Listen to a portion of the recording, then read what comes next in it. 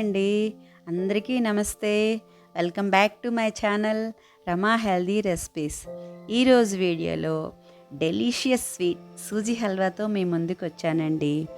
ఈ కొలతలతో కనుక సూజీ హల్వా చేస్తే అమృతంలా ఉంటుంది.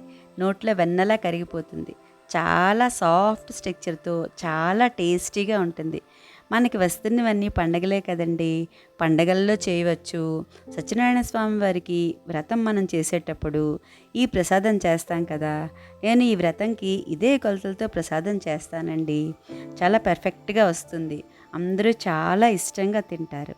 ఇప్పుడు సూజీ హల్వాని పక్కా కొలతలతో ఎలా చేయాలో చూద్దామా. ముందుగా నేను ఒక గ్లాస్ గోధుమ నూక తీసుకుంటున్నానండి. ఒక గ్లాస్ గోధుమ నూకకి 3.5 వాటర్ వేస్తానండి. వాటర్కి బదులుగా నేను ఇప్పుడు 1.5 గ్లాస్ పాలు, 2 గ్లాసెస్ వాటర్ తీసుకుంటున్నానండి. 1.5 గ్లాస్ పాలు తీసుకోవడం వల్ల చాలా సాఫ్ట్గా చాలా టేస్టీగా ఉంటుందండి. చాలా కమ్మగా టేస్ట్గా వస్తుంది హల్వా. అందుకని సగం పాలు సగం వాటర్ తీసుకోవచ్చు. ఎటైనా ప్రాబ్లం ఉండదు. 1.5 గ్లాస్ పాలు, 2 గ్లాసెస్ వాటర్ తీసుకుంటున్నానండి. నేను 2 గ్లాసెస్ వాటర్ తీసుకుంటున్నాము. వాటర్ తర్వాతని ఒక గ్లాస్ నెయ్యి తీసుకుంటానండి. అదే కొలతతో ఒక గ్లాస్ నెయ్యి తీసుకుంటాను. నెయ్యి తర్వాతని కొంచెం డ్రై ఫ్రూట్స్ తీసుకుందాము. డ్రై ఫ్రూట్స్ ఎక్కువ వేసుకుంటే బాగుంటాయి.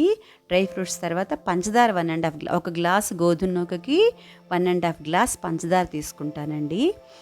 పంచదార ఎక్కువగా వేసుకుంటే కొంచెం టేస్ట్ చాలా బాగుంటుంది. 1.5 గ్లాస్ తీసుకోవాలి. ఒక గ్లాస్ గోధుమ నూకకి 1.5 గ్లాస్ పంచదార తీసుకోవాలి. కొంచెం ఇలాచీ పొడి, ఇవండి ఇంగ్రీడియంట్స్. ఇప్పుడు మనం ఎత్తడి గిన్నె పెట్టుకుంటే టేస్ట్ చాలా బాగుంటుందండి. గిన్నెలో గోధుమ నూక, హాఫ్ నెయ్యి వేసుకోవాలండి. గోధుమ నూకని, హాఫ్ గ్లాస్ నెయ్యిని, డ్రై ఫ్రూట్స్ కూడా వేసేసుకొని ఇందులో వేసేసుకోవాలి. డ్రై ఫ్రూట్స్ కూడా వేసేసుకొని సిమ్లో పెట్టుకొని స్లోగా ఒక 10-15 నిమిషాల పాటు ఎర్రగా వేయించుకోవాలండి. మీడియం ఫ్లేమ్లో పెట్టుకోవచ్చు. మీడియం ఫ్లేమ్లో పెట్టుకొని దగ్గరుండి ఎర్రగా వేయించుకోవాలండి. ఎర్రగా వేగిన తర్వాతని చూడండి ఎంత ఈవెన్గా వేగుతుందో. 3 ఈవెన్గా ఎర్రగా వేగుతాయండి. గోధుమ నూక, జీడిపప్పు, కిస్మిస్ అన్నీ ఈవెన్గా ఒకేలా వేగుతాయి. వేగిన తర్వాత చూడండి ఎంత ఎర్రగా ఉన్నదని. ఇలా వేయించుకోవడం వల్ల చాలా సాఫ్ట్గా వస్తుంది. హల్వా అన్నది చాలా సాఫ్ట్గా ఉంటుంది, చాలా బాగా వస్తుంది. ఎర్రగా వేయించుకున్న తర్వాత ఒక ప్లేట్లోకి తీసేసుకోవాలండి. ప్లేట్లోకి తీసుకొని ఇప్పుడు అదే గిన్నెలో పాలు, నీళ్లు మనం కొలిచి పెట్టుకున్నాం కదా, అవన్నీ అందులో వేసేసుకోవాలి.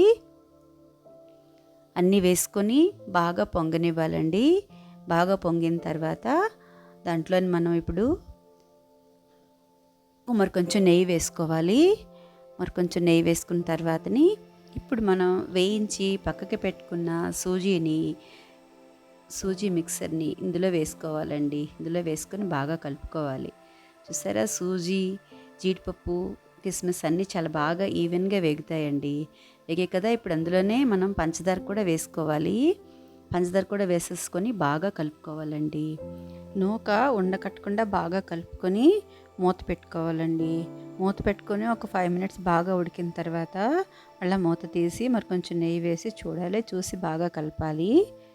బాగా కలిపిన తర్వాత చూడండి హాఫ్ ఉడికింది కదా, ఇప్పుడు మనం మూత పెట్టుకొని బాగా ఉడికించుకోవాలండి. బాగా దగ్గర అయింది కదా, బాగా మూత పెట్టుకొని మరొక 10 మినిట్స్ ఉడకనివ్వాలండి. కొంచెం అలా పక్కకి ఖాళీ ఉంచితే దాంట్లోంచి ఆవిరిపోయి పొంగిపోకుండా బాగా మగ్గుతుందండి.